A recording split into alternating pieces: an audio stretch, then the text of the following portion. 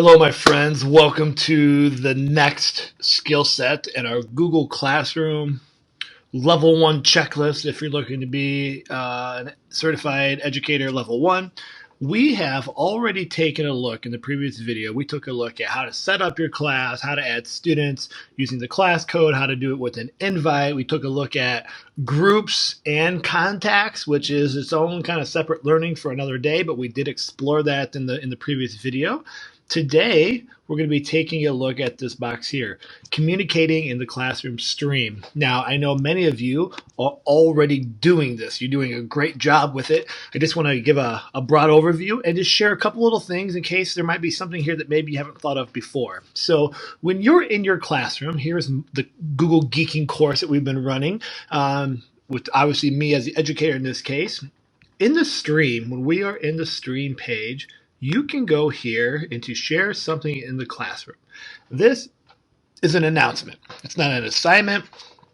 There's not due dates. It's just a place here for you to quickly get out information to all of your students. So my wife, who is a junior high algebra teacher, she's been using this, especially during remote learning time, to post a daily video. She uses Flipgrid Shorts. She gives them a reminder of the work that they should be doing, even though they can work at their own pace. And then she can add anything that she wants. So when she goes to create this announcement, or for you as well, you can pick all the different classes that you want. So if this is your period 1 and period 2, period 3, you can choose several classes for that announcement to go to all in one blast. So you don't have to do this individually 3, 4, 5, 6 times. If you wanted to, you could also change this all students, and you could choose which particular students you wanted to receive an announcement. So most of you are probably using just all students, giving it to the whole class, but maybe you wanted a reminder to maybe 5 or 6 kids like, hey, just a reminder that I need this information, this class, this assignment from before. You could do that. If you're getting into differentiation, which we could talk about maybe here in some future episodes. The announcements itself is right here then. Hello, welcome to week 2 of the course. This week, whatever you want to type in here, blah, blah, blah, blah, blah, blah, blah. Okay, so once you have all that in there, you can hit there, and then you could hit submit if you want to.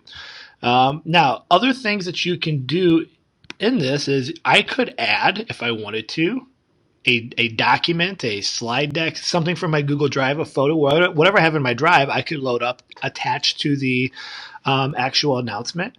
I could put a link in, if it is to a Flipgrid or a website or something along those lines. I could load up a file and then a YouTube video, which is, if you've been in this course, what I've been doing quite a bit. So you could add things to that. Once your announcement's all ready to go, you can hit post. It'll go out instantly. People will get the email notifications. It'll show up right there in the stream forum. Or I can hit this little down arrow and I could schedule. Now, as you think about this, one of the things that if I choose 4 of these classes, you're going to notice the schedule option goes away. So it is one of the things that I know drives my wife bonkers right now, and if I had a class of students, it would drive me bonkers as well. So if you're going to schedule, then you have to do it one class at a time. What I recommend, I'm an early riser. I just create it all. I still have all my checks, and I just save it as a draft. And then when I get up in the morning, I would post it that day. So if you are one that can post it daily, you're going to then see that it's right here for me to go back and edit and modify as needed.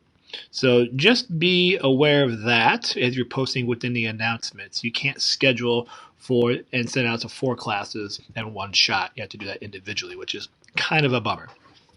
Other things to think about when we think about communication. When I go here into people, and let me see how I want to do this. You can do with people is a couple things. When I go here, I have access to all my students. I'm going to block their name so you can't see this, but just bear with me. Trust that there's a bunch of students down in here underneath. What I could do is if I check this box here will highlight everybody. All the students in the class. I could go here to actions And then if I wanted to, I could click email. And what that's going to do is it's going to pull up my Gmail account. It's going to put all their emails in the to column or in the to address bar. And I could send them all a email this way. Maybe in the previous video were excited about groups, but you're like, I'm not dealing with that this year. It's just too much, maybe next year.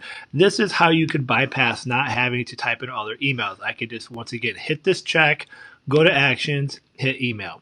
I could also do that with just a small group of students as well. So I could go through and just select either one student or several students and then email them that way if I wanted to. The other thing that I could do along with this is when we think about communication is I can think about parents. So in my wife's Google class, if I go, let me show you where I'm at because I don't have this setting in my particular account. So in her Google class, she can go up here to the gear icon and you can do the same thing. And you might already have this on, which is great. But I can see here under general in my settings, I've got Guardian summaries. Now what this will do if I were to turn this on, I'm not going to turn it on for her because she doesn't have it on, is when you click here under the see example, it'll show you as the parents or the guardians, who's ever on that roster, they're going to get email summaries. And the email summaries will include missing work. It'll let them know about upcoming work, and it'll also give them class activities. What it doesn't give them is access to the actual links themselves. So as a parent, I can't click on the links, but I can see due dates. I can see what's coming up in the week. And they look like this. So the nice thing is that you can see an example of how this works. And so you can see it'll label like what's missing. It'll give whatever the description is that the teacher put in for those assignments or those announcements. You can see all that. So for example, let me show you mine. Here is my son for his latest one, is this remote learning. I can see everything that's kind of going on, and I can then prompt him. I can prod and be like, hey, you got something coming up on the 20th. Do you have that turned in? Yes, no. Okay, great. I can't click on the links, but I can read everything and I can have those conversations.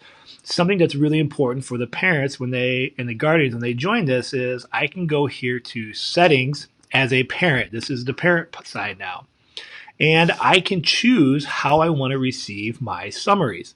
I can get them daily, I can get them weekly, or I can get them not at all. So here are my children, and I can choose. Do I want daily notifications, weekly, or none? So I have an opportunity as a parent to choose how I want to receive those. I like daily. I like to keep tabs on my kids. They love it that I get to remind them on a daily basis.